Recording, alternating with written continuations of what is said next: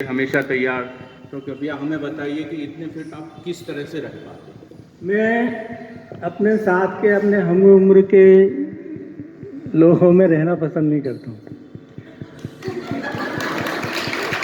मैं नई पीढ़ी की ओर देखता हूँ, उससे प्रेरणा प्राप्त करता हूँ और अपना जो खान पान है उस पर विशेष ध्यान देता हूँ। जो अपने परंपरा में अपना भोजन की जो व्यवस्था है कि मित भूख, हित भूख और ऋतु भूख,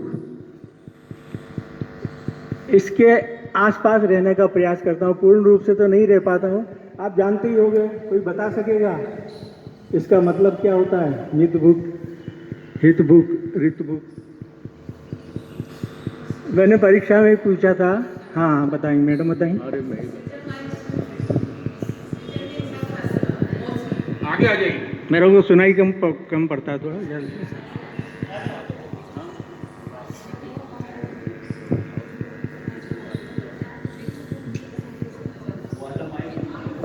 हाँ सर फूड तो जो ऋतु के अनुसार हाँ कि जैसा ऋतु हो उस हिसाब से खाना, और ज़्यादा तला गुला भुना खाना नहीं। संक्षेप में बता दो। हाँ, हाँ ऋतु भूख और भूल ही गई मैं। तो मैं बता देता हूँ। देखो, मित भूख यानी कम खाओ, जितनी भूख हो उतना खाओ, उससे भी कम। हित भूख यानी जो आपके शरीर में हितकारी हो वो खाओ, और ऋतु भूख, लोग बात समझते हैं कि ऋतु भूख का मतलब ऋतु के अनुसार खाना होता है, वो नहीं है। क्योंकि हित भूख में ये आ जाता है कि ऋतु के अनुसार भी जो उचित हो वही खाना चाहिए, वो हित भूख में आ जाता है। ऋतु भूख का मतलब है सही रीति से कमाया हुआ धन से आप अपना आहार की व्यवस्था करें। यानी चोरी, अन्यायी, अत्याचार से कमाया हुआ पैसा आपके शरीर में कभी नहीं लगेगा। ये सही ढंग से जो पैसा कमाते हैं अपन, उससे अगर जो अपन आहार लेंगे उसका तात्पर्य है कि ऋतु भूख। हेलो,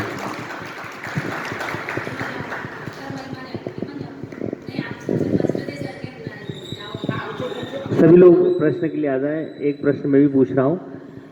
सर, जैसे आपने युवावस्था का दौर भी व्यतीत करा है और वर्तमान में आप एक सीनियर सिटीजन, या वर्तमान में सब लोग उसे बुढ़ापा समय भी बोलते हैं, ये समय सभी को व्यतीत करना है जीवन में कभी ना कभी। तो दोनों में से कौन सा जो पल है वो आपके लिए बहुत अच्छा रहा है, युवावस्था या वर्तमान समय? थोड़ा सा इस पर प्रकाश डालें आप।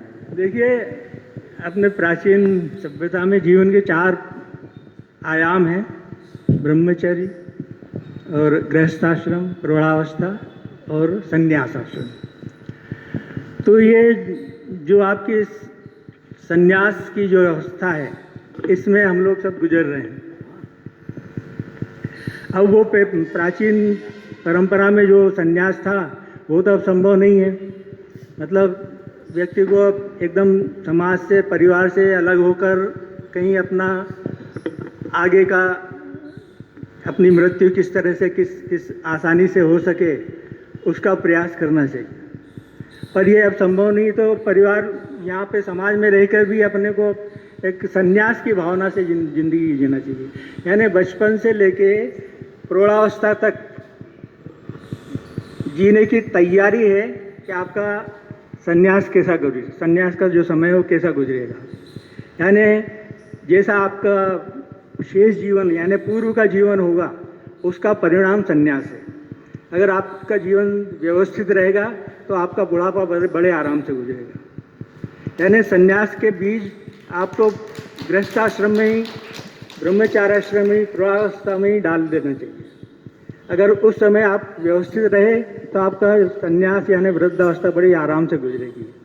और अपना जो महामृत्युंजय जाप है, उसका तात्पर्य भी यही है कि हम इस तरह से हमारा जीवन, हमारी मृत्यु हो कि जिस तरह से एक ककड़ी पक जाने के बाद स्वाभाविक रूप से अपनी डाल से अलग हो जाती है, उस तरह से हमारा जीवन होना चाहिए। तो वो तभी आएगी जब आपका पूरा जीवन संयमित होगा, और उसका परिणाम जो बुढ़ापा है वो सुखद रहेगा। तो मैं समझता हूँ कि ये जो संन्यास की जो अवस्था है, ये जो अवस्था है मेरे जीवन की सर्वश्रेष्ठ अवस्था है, क्योंकि मुझे कुछ नहीं करना, ना अपने परिवार का पालन पोषण करना है और ना कोई आर्थिक दबाव है मेरे ऊपर कि आपको कमा के लाना ही है। तो मैं अपना पूरा समय अपने आप पर देता हूँ।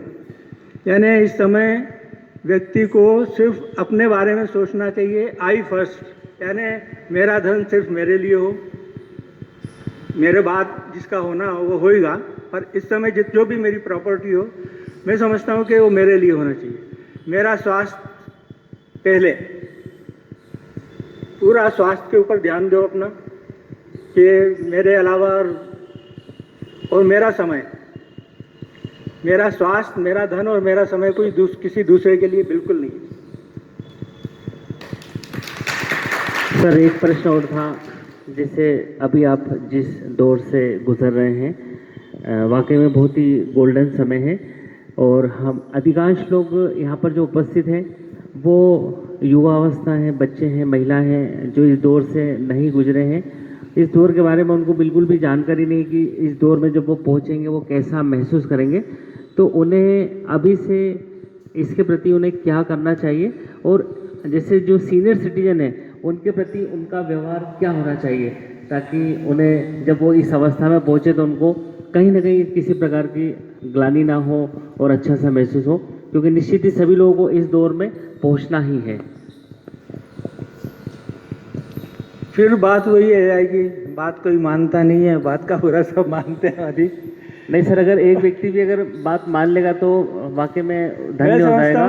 देखो, आप हमेशा कहीं ना कहीं बताते रहें, ये हमारी सबकी इच्छा रहेगी। स्वर्ग और नरक की कल्पना लोग बात करते हैं, तो ये बुढ़ापा वो अवस्था है कि आपके लिए स्वर्ग भी है और आपके लिए नरक भी। और ये प्राप्ति तभी होगी जब आपका पहले का जीवन संयमित होगा, आचार से, विचार से, व्यवहार से। इसलिए नई पीढ़ी को चाहिए कि वो अपना जीवन अभी से इस तरह से रखे कि हमारा बुढ़ापा कष्ट में नहीं है। सबके अलग अलग शौक रहते हैं, सबके अलग अलग विचार रहते हैं, उन सब पर अपना पूरा ध्यान फोकस करें।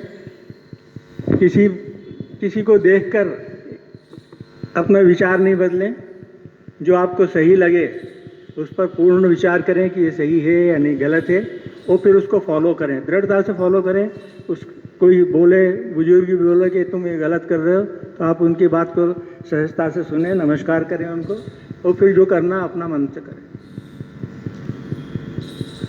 चाचा जी को प्रणाम करता हूँ, परम आदरणीय चाचा जी को।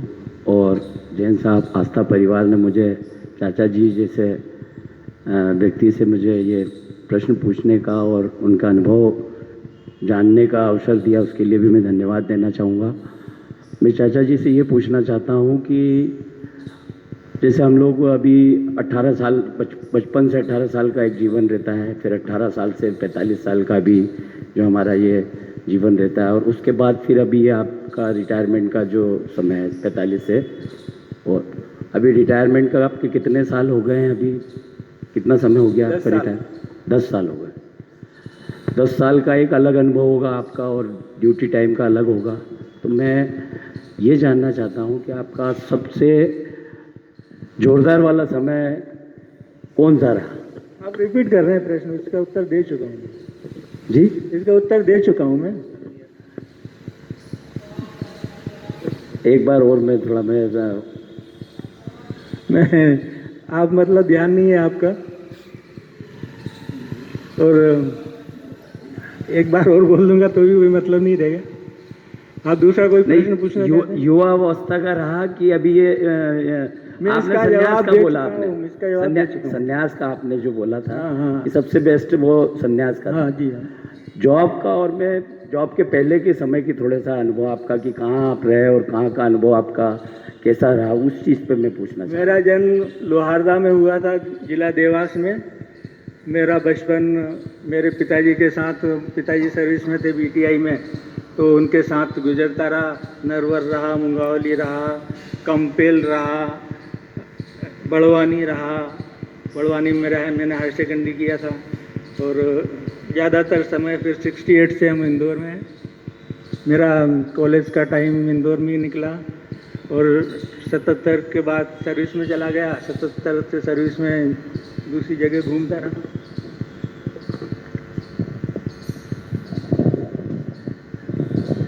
एक प्रश्न और मुझे एकदम ध्यान आया, जैसे जिस समय आप सीनियर सिटीजन के रूप में हैं या तो ऐसे समय में ऐसे अधिकांश लोग मैंने देखे हैं, आपने भी सब लोगों ने देखे हैं, महसूस किए हैं कि उनमें कहीं ना कहीं चिड़चिड़ापन और नकारात्मक का भाव ज़्यादा रहता है। जितनी मैंने सकारात्मक बातें आपसे सुनी हैं, आपको देखा है, क्योंकि कहीं ना कहीं आपके अधिकांश लोग फैन हैं, आपसे सीखते हैं, लेकिन ऐसे कई बुजुर्ग भी हैं जिनसे लोग बचते हैं, भागना चाहते हैं, अरे यार वो दिख रहे हैं भाग जाओ इनसे, क्योंकि वो हमेशा नकारात्मक बातें करते हैं। अगर मैं 10 सीनियर सिटीजन से मिला हूँ तो उसमें से 8 लोग तो नकारात्मक बातें ही करते हैं। तो आप उन सीनियर सिटीजन के लिए क्या संदेश देना चाहेंगे या उनमें नकारात्मक का भाव क्यों है? देखिए, उनका जो आज का जो व्यवहार है उसके बीच उनके पूर्व की ज़िंदगी में है, तो उनमें अब ज़्यादा सुधार तो नहीं हो सकता, पर फिर भी उनको प्रयास करना चाहिए इस अवस्था में कि राग और द्वेष से बचें, ना किसी के प्रति ज़्यादा राग रखें और ना किसी के प्रति द्वेष रखें। पर ये सिर्फ कहने से तो होगा नहीं, उपदेश तो बहुत से लोग देते हैं कि राग और द्वेष से बचो, मोह से बचो, पर ये सिर्फ इसके लिए आपको प्रयास करना पड़ेगा और उसके लिए आपको मेडिटेशन करना पड़ेगा। जैसे एक मैं प्रश्न पूछूं? हाँ, समाप्त करना है, समय भी हो रहा। एक प्रश्न मेरा ये है कि आप सीनियर सिटीजन हैं, मैं भी सीनियर सिटीजन हूँ। जो जाना चाहे चले जाएं। हाँ हाँ, व्हाट्सएप हम सब डाल देंगे। हाँ, एक मिनट ये पूछ लें, उसके बाद बेटे आप सर जी, आपने जीवन के कई खट्टे मीठे पल बिताए हैं, व्यतीत किए हैं। जी जी। समाज के साथ में आपने कई खट्टे मीठे अनुभव भी लिए हैं। एक कोई ऐसा अविस्मरणीय पल या समय या क्षण जो आप कहीं भुला न भूल सकते हो, वो हम सब में शेयर करने के इच्छुक हैं।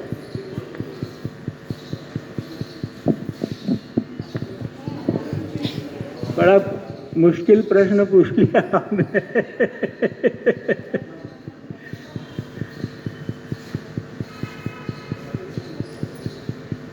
अब इसका क्या जवाब दूँ? कुछ ऐसा है कि ये मैं आपको बता दूँगा। मेरा प्रश्न ये था कि यहाँ सीनियर सिटीजन और भी बैठे हैं और लोग भी सुनेंगे, तो मेरा ये प्रश्न है कि इस अवस्था में आने के बाद हम जो भी बोलते हैं उसका संदेश दूसरे ग्रहण करते हैं और उस अनुसार चलते हैं। तो वर्तमान हमारे प्रधानमंत्री 7 साल से जो नरेंद्र मोदी शासन कर रहे हैं, वो राष्ट्र के प्रति समर्पण की भावना सब में होना चाहिए, यह रखते हैं। तो आप भी इससे सहमत है, तो उसके लिए आपकी तरफ से क्या संदेश है वो बता दीजिए कि राष्ट्र प्रथम होना चाहिए और हम अपने व्यक्तिगत जीवन के बाद राष्ट्र के लिए किस तरह जी सकते हैं, किस तरह हमें हमारा अभिमान बढ़े, वो कर सकते हैं। सबसे बड़ा उदाहरण आपने प्रधानमंत्री का दे ही दिया है, तो बस मैं यही कहूँगा कि उनके आचरण को फॉलो करें, उनके विचारों को फॉलो करें और उनके दल को फॉलो करें। क्योंकि प्रधानमंत्री नरेंद्र मोदी के आने के पूर्व में देश के प्रति भावना कैसी होना चाहिए, कोई भी प्रधानमंत्री या जो भी वरिष्ठ मंत्री थे, कोई नहीं बताते थे। न जाने क्यों होता था ऐसा, और हमारे में इस प्रकार से स्वावलंबन पैदा हुआ है इनके आने के बाद। तो उसी के कारण से मेरा पूछने का एक मंतव्य हुआ। चलिए, बहुत अच्छी बात है पूछी और चाचा जी ने बड़ी बेकायदगी से जवाब दिया। मतलब खुद के लिए जिए, बहुत अच्छे से जिए, खूब अच्छे अंदाज में जिए, पर अगर कोई उससे प्रेरणा लेकर अगर सीखता है तो मेरी शुभकामना उनके साथ है। बहुत अच्छी बात बोली चाचा जी ने, खुद के लिए जीना सबसे अच्छा जीना है और वो प्रेरणा लेके कोई जीता है तो वो हमारा लिए सबसे बड़ा मिशन होगा। बहुत अच्छी सुंदर बात, बहुत बहुत धन्यवाद।